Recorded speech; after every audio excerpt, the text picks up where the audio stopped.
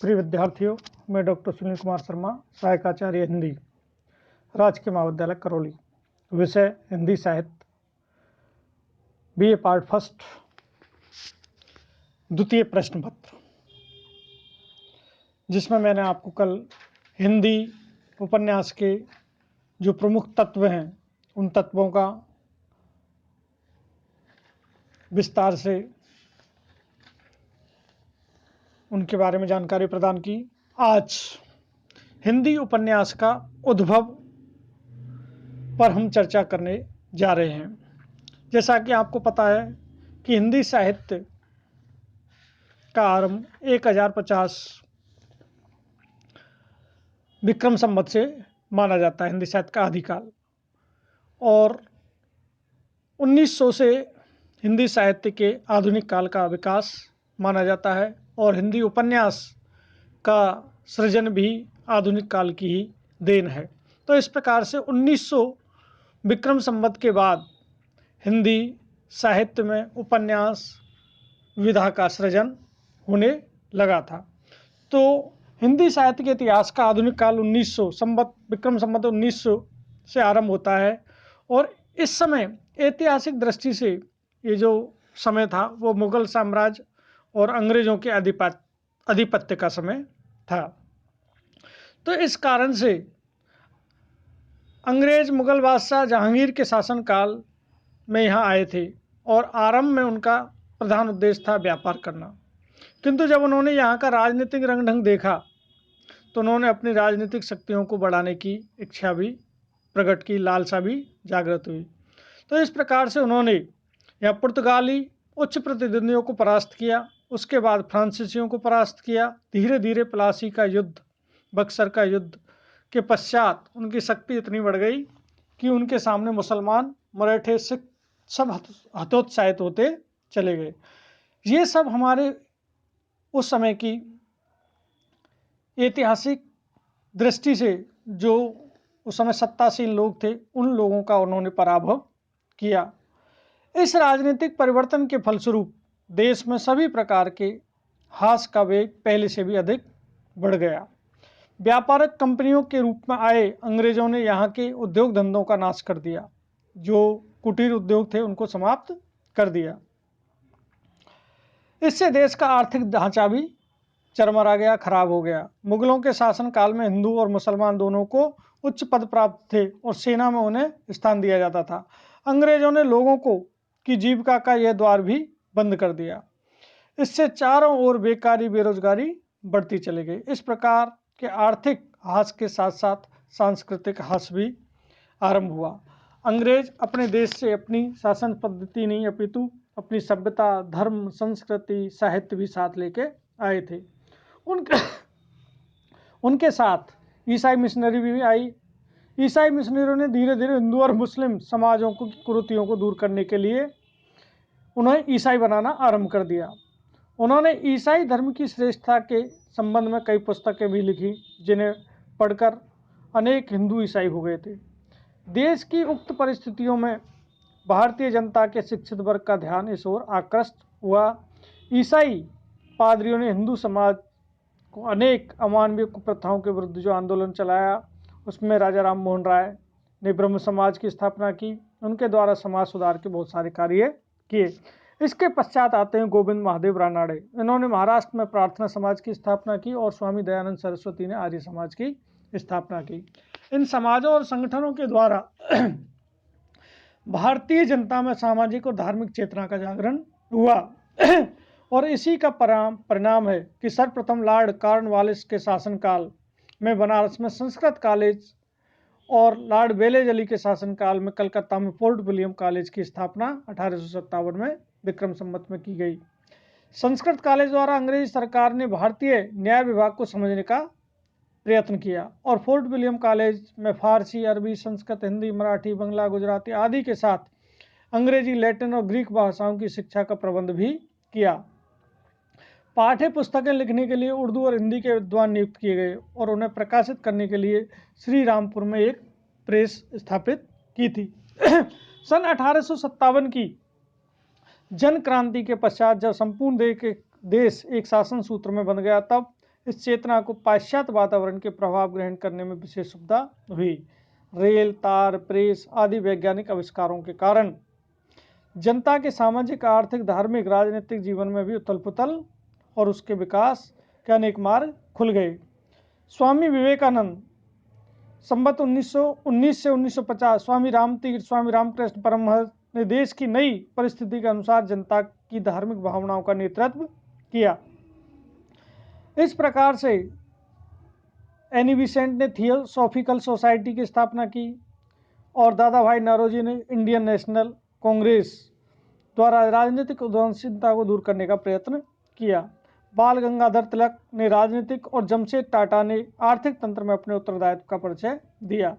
बंगाल में विद्यासागर ईश्वरचंद विद्यासागर, अक्षय कुमार, माइकेल मधुसूदन दत्त, शरद चंद्र चट्टोपाध्याय, मराठी में कृष्ण शास्त्री, लोकहितवादी तथा गोपाल कृष्ण गोखले या गोपाल कृष्ण आगरकर ने और हिंदी में श्रद्धा राम फुल्लोरी ने, राजा शिव प्रसाद सिंह, सितारे हिंद, राजा लक्ष्मण सिंह और भारतेंदु हरिश्चंद्र ने साहित्यिक रंगमंच पर अवतीर्ण होकर अपनी अपनी प्रतिभा से उसे चमकाने का चेष्टा की। इस प्रकार हम देखते हैं कि हिंदी साहित्य के युग में भारतेंदु हरिश्चंद्र के अभ्युदय तक हमारे चारों ओर एक सर्वथा नवीन वातावरण का जन्म हो चुका था। साहित्यिक दृष्टि से देखा जाए तो मुगल काल के अंतिम दिनों में जिन राज दरबारों में रीतिकालीन साहित्य का निर्माण हुआ था, उनका अंग्रेजी सत्ता का प्रादुर्भाव होने पर अंत हो गया। इस प्रकार से हम कह सकते हैं कि अनेक समाज सुधारकों के द्वारा या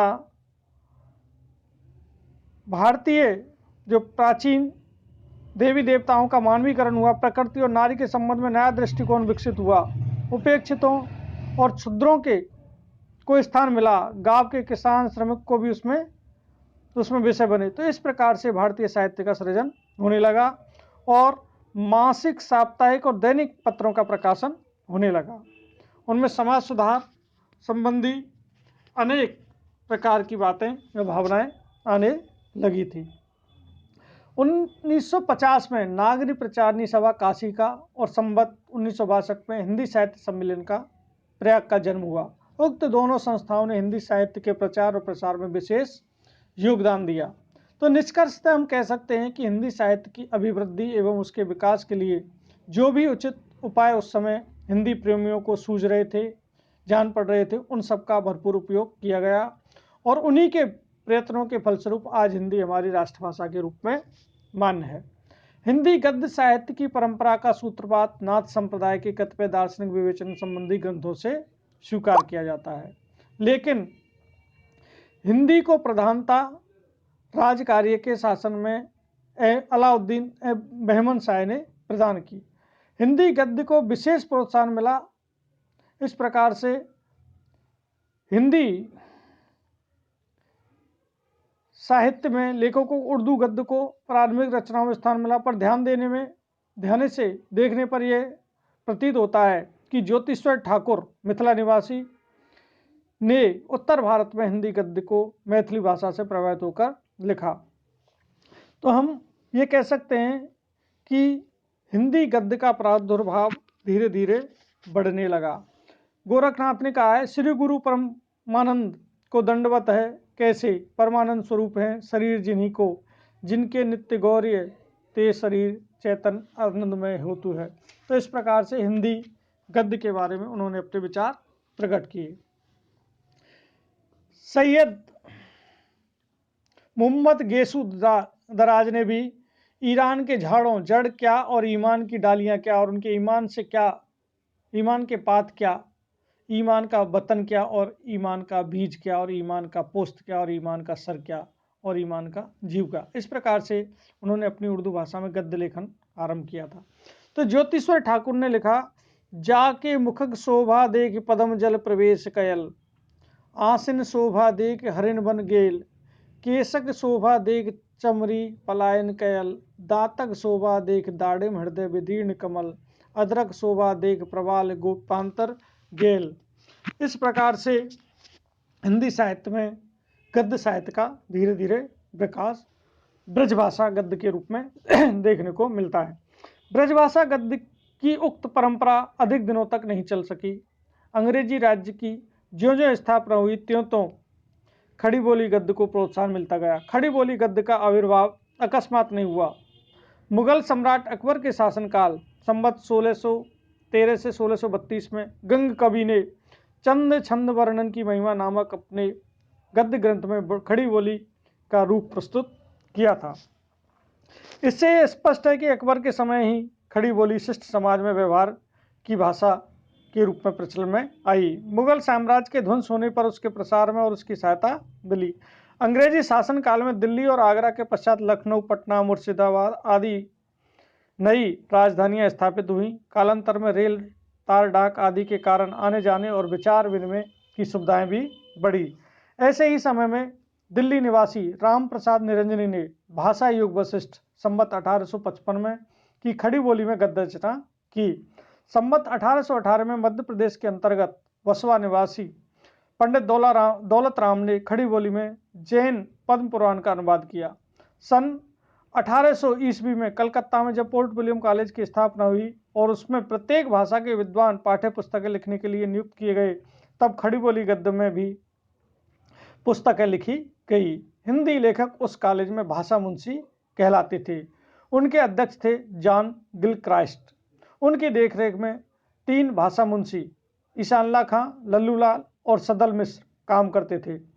सदा सुखलाल ने बाहर रहकर हिंदी की सेवा की। उक्त चारों गद्यकारों के जीवन और कृतित्व का परिचय इस प्रकार है। तो सबसे पहले आते हैं सैयद ईशानला खां। सैयद ईशानला खां संवत 1821 से 1874 के पूर्वज ईरान से आकर दिल्ली में बस गए थे। उनके पिता हकीम माशा अल्लाह खां दिल्ली के नष्ट होने पर संवत 1796 में मुर्शिदाबाद चले गए। वहीं ईशा अल्लाह खां का जन्म हुआ। शिक्षा प्राप्त करने के पश्चात वे फिर दिल्ली आए और शाह आलम के दरबार में रहने लगे। कुछ समय तक रहने के पश्चात वे लखनऊ चले गए और नवाब शहादत अली खां के साथ रहने लगे। नवाब साहब उन्हें बहुत मानते थे। कहा जाता है कि लखनऊ में रहकर ही उन्होंने उदयभान अथवा रानी केतकी की कहानी की रचना की। वे फारसी, अरबी, उर्दू और हिंदी के पंडित थे। भाषा पर उनका पूरा अधिकार था। अपनी उक्त पुस्तकों में उन्होंने हिंदी खड़ी बोली गद्य को स्थान दिया। उनके लिखने का उद्देश्य उन्हीं के शब्दों में इस प्रकार से व्यक्त है। एक दिन बैठे बैठे ये बात अपने ध्यान में चढ़ी कि कहानी ऐसी कहिए जिसमें हिंदवी छुए और किसी बोली का पुट न मिले, तब जाके मेरा जी फूल के रूप में खिले। बाहर की बोली और गंवारी कुछ उसके बीच में न हो। उक्त उदाहरण से स्पष्ट है कि ईशा अल्लाह खान का उद्देश्य ठेठ हिंदी लिखने का था। उन्होंने अपनी भाषा को 3 प्रकार के शब्दों से मुक्त रखने की प्रतिज्ञा की। पहला है बाहर की बोली, अरबी, फारसी और तुर्की। दूसरा गंवारी बोली अर्थात ब्रजभाषा तथा अवधी। तीसरा है भाषा और संस्कृत के शब्दों से। तो इस प्रकार से सैयद ईशा अल्लाह खान ने अपनी हिंदी गद्य का प्रादुर्भाव रानी केतकी की कहानी के माध्यम से किया। दूसरे हैं सदल मिश्र, सदा सुखलाल नियाज। इन पर हम कल चर्चा करेंगे। आज बस इतना ही। धन्यवाद।